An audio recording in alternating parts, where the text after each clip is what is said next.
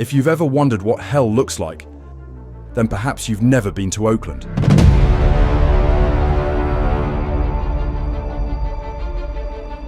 Now, Oakland is becoming overwhelmed with a very visible homeless problem. People going around, businesses happening, tree-lined streets.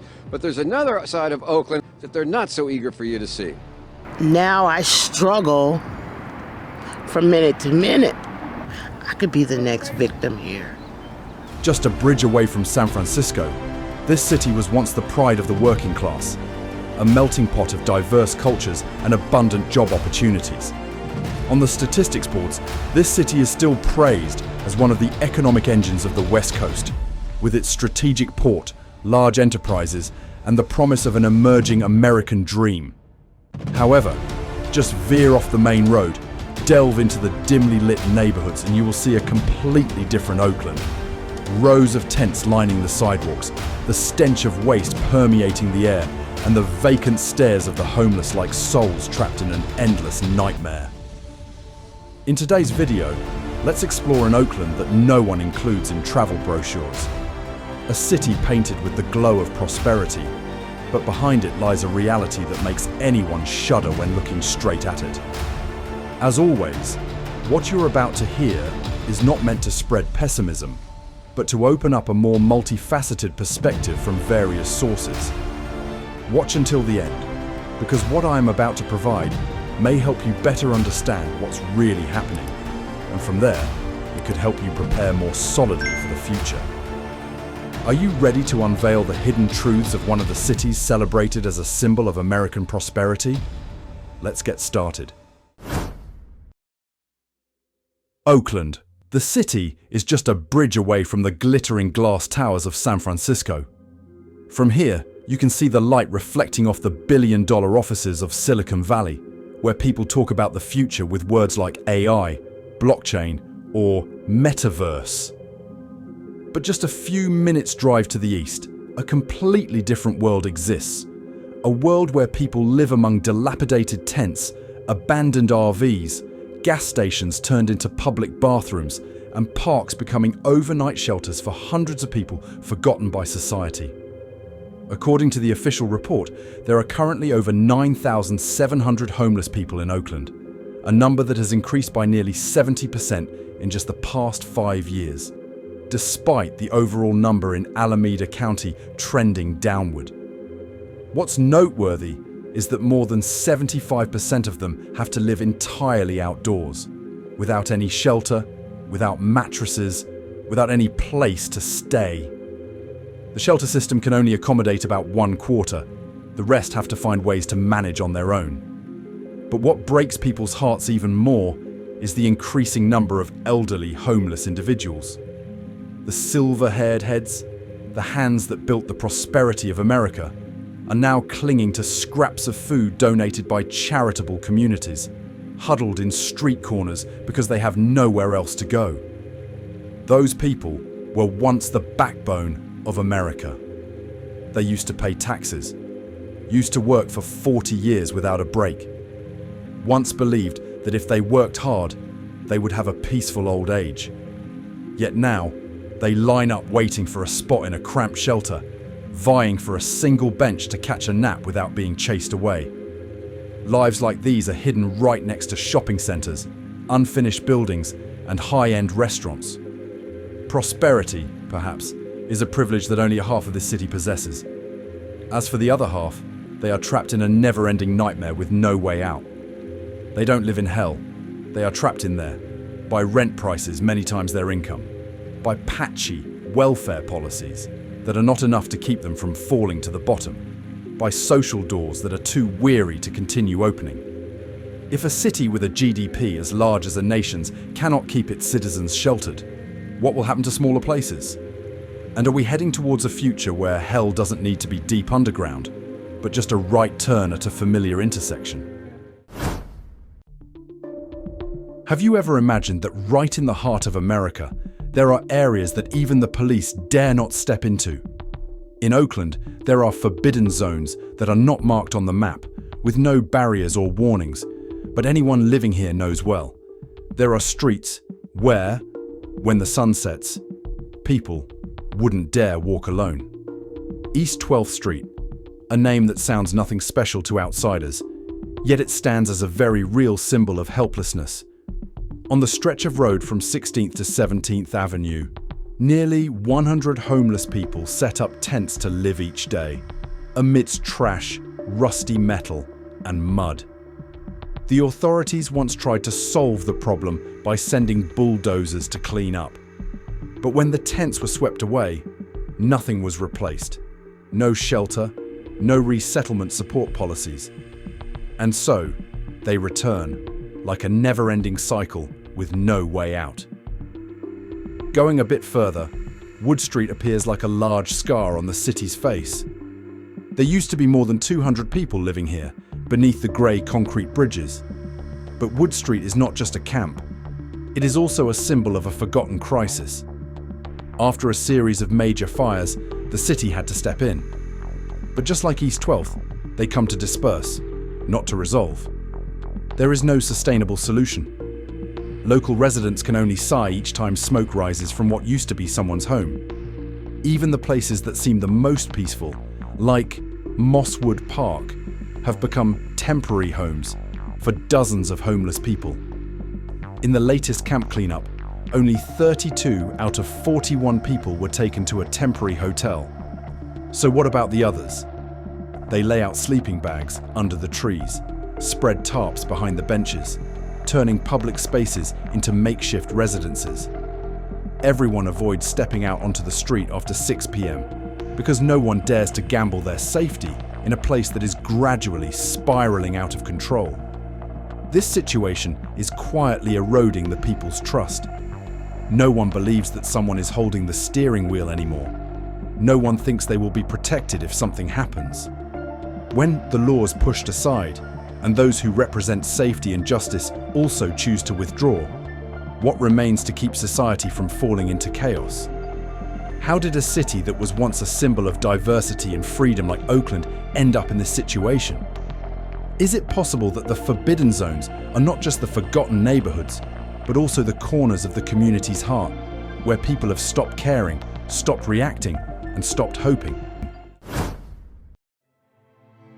Under the harsh California sun, just a few blocks from downtown Oakland, there are places people call no-go zones.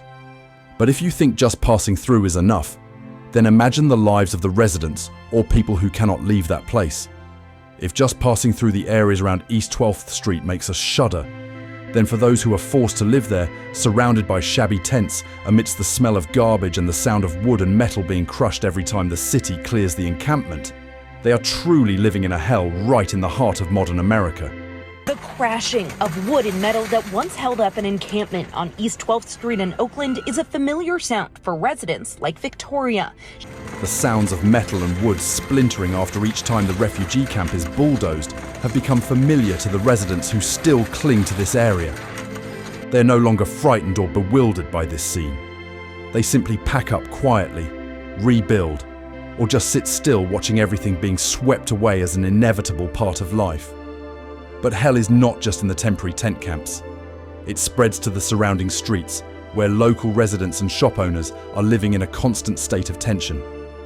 Every morning when they open their doors, the first thing they face is not the bright sunlight, but the pungent smell of waste and the vacant stares of people who are no longer lucid, standing on the sidewalk as if trapped between dreams and reality. Really coming in here and causing a ruckus, it's just the very presence of all that trash and all that stuff just makes our customers feel pretty uneasy. Customers are no longer coming back. The locals retreat into their homes earlier. The once bustling shops are now eerily quiet, as if shrouded in a veil of suspicion. That desolate scene has become the reason for the gradual decline of business in Oakland. But if you turn back and look from the other side of the picture, you will see something even more heartbreaking. Many people do not choose homelessness. It is due to their unfortunate fate. They do not know where to go to find a place to stay in a society that no longer has room for them. I stopped looking. I stopped looking for a place. So, I'm like, where to next? A stumble, A small mistake can push a person's entire life into the streets. There are people with children, still with a roof over their heads, but they accept homelessness as the only way not to become a burden to their children. Perhaps for them, losing everything is more bearable than seeing their children having to worry about someone who is gradually falling into the abyss. Their story, though quiet, is the strongest voice against the failure of a system that is increasingly turning its back on the vulnerable. When those who once paid taxes, who worked their whole lives, are forced to sleep in tents, in old cars, or on the streets, can we still call it a society we are proud to call civilized? Where can you live when the rent for a small room is equivalent to your entire monthly income? In Oakland, that is the reality faced by thousands of people every day. The average rent for a one-bedroom apartment here has exceeded $2,200 per month. A full-time worker, even with 2 to 3 jobs at the same time, cannot afford the rent while still having money left for food or other living expenses. For those who rely on pensions, social security, or part-time jobs, this problem is not only difficult to solve but also completely insurmountable. Oakland used to be an easier place to live compared to its wealthy neighbor, San Francisco. But that level of livability is now just a memory. The cost of living is skyrocketing with no end in sight. Rent, gas prices, utility bills, food, everything is increasing. A loaf of bread now costs nearly $6. A dozen eggs easily exceeds $8. Even drinking water is a cost to consider if you are living in a tent or a car. Many people try to get back to work. But how can you go for an interview when they don't have a place to shower, clean clothes, or a place to store their belongings? They can't show up for the interview with haggard faces from sleeping on park benches and wrinkled clothes soaked with dew all night. A man living in an old RV said, "I'm fit to work." But who would hire someone without a permanent address? Those who once lived stably, just one incident, an unexpected hospital bill, reduced work hours, a serious illness, can easily fall into homelessness. And the terrible thing is that the support system lacks both space and humanity to catch them before they completely hit the ground. Costs are slowly suffocating the American dream of the middle class. It is crushing those who are the most frugal and the hardest working. Makes retirees unable to rest. Makes young people afraid to dream about owning a home. And it leaves the vulnerable, the sick, the elderly, and single women with almost no way to turn back. In a city where everything has a price, perhaps survival itself is the most expensive thing. Is society still humane when simply wanting to live like an ordinary human being has become a luxury? There is one thing that news reports, budget reports, or even political campaigns often overlook: the children living in homeless camps. They grow up in makeshift tents, under concrete bridges, or in dilapidated RVs. What do you think a 7-year-old child should remember about their childhood? A birthday party with a cake shaped like a red car, or a trip to Disneyland with your parents.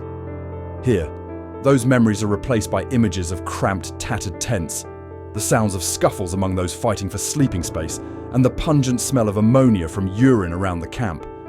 The children do not go to school, do not have identification, do not have health insurance, and do not have a future.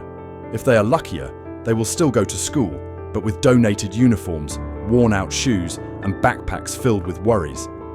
The consequence is not just the disruption of education, but rather the formation of a generation living in instability, lacking trust in society, and becoming familiar with violence, poverty, and indifference.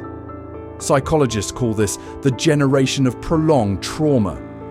But in present-day Oakland, they are the invisible children. Not mentioned in budget reports, and often overlooked by the welfare system itself.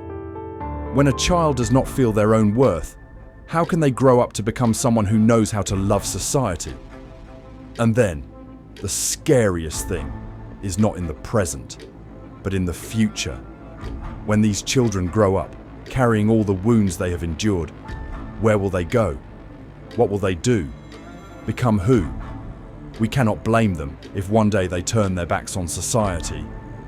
Because, perhaps, that is exactly how society has treated them. So what future are we building if we let a generation grow up in misery without anyone caring? Are today's invisible children becoming the real zombie generation? Surviving but soulless, existing but no longer dreaming.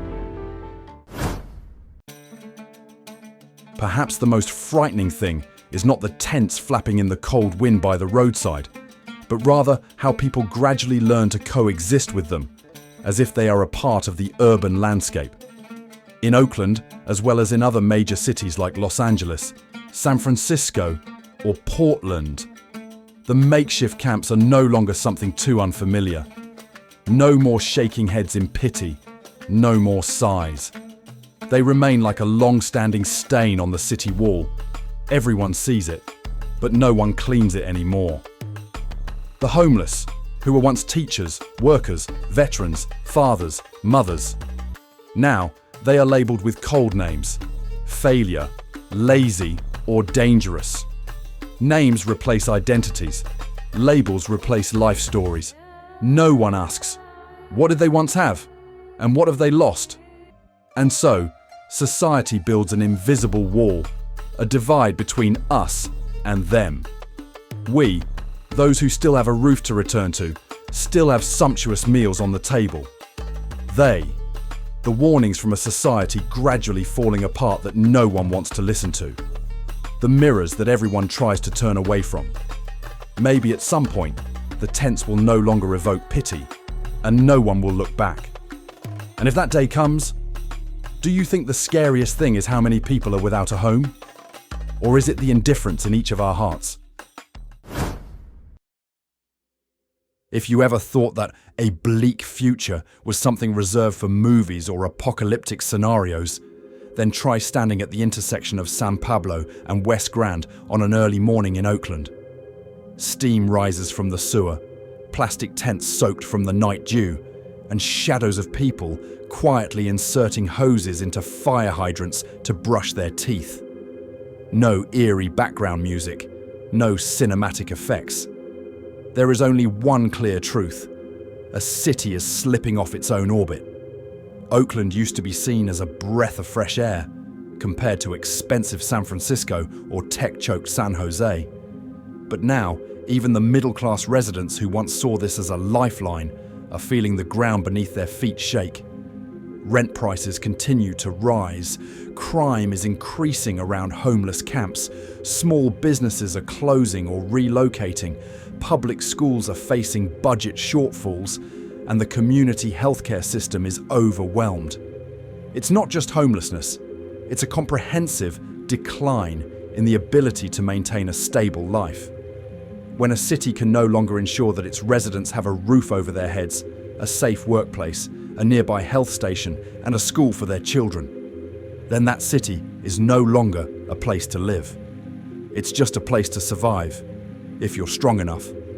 Authorities are struggling between temporary solutions: build temporary shelters, distribute hotel vouchers, or clear camps when pressured by public opinion. But no one talks about long-term solutions.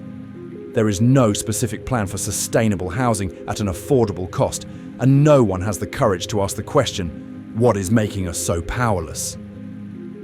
The scariest thing is getting used to it. The people of Oakland are starting to get used to the sight of homeless people sleeping on every corner. Children are used to taking detours to avoid the encampments. Businesses are used to petty theft or a lack of customers. And the authorities seem more accustomed to issuing press releases than making real changes. All of that leads to a silent yet heavy question. What will be left if hope also leaves this city? When the older generation no longer has a place to rely on, the younger generation no longer has a place to start, and those struggling in between no longer have motivation. Is Oakland still a city, or just a miniature model of an America spiraling out of control? And if what is happening here is a warning, then who is listening? Oakland, the city that once held the hopes of immigrants, the working class, and those wanting to start anew, is now becoming a place where dreams come to an end. The forgotten streets, the occupied parks, the children growing up without ever knowing the feeling of having a place to return to, and the elderly sleeping, huddled next to gas stations in the cold night. We can continue to turn away. We can continue to view Oakland as a standalone issue. But the truth is that what is happening here has been and is repeating in other cities, from Los Angeles to Portland, from New York to Chicago. Because the issue is not just homelessness, but rather a society that is losing its ability to care for its most vulnerable people. And at some point, the price to pay will no longer be just tents or sleeping bags, but a complete internal collapse. If even the places that were once the last lifeline are gradually sinking into despair, then is there still a place that can hold on to a dream of America that is cracking day by day? What do you think about the homeless hell in Oakland? Please share your thoughts in the comments section. Don't forget to like, share, and subscribe to support the channel and stay updated with our latest videos. Thank you for watching and see you in the next video. Note: all the content in this video is information I've compiled from various news sources, public documents, and excerpts from reputable reports, aiming to provide you with a clearer and deeper perspective on the homelessness situation in Oakland. The video is created for the purpose of analysis, exploration, and sparking discussion, without criticizing any organization, individual, or government.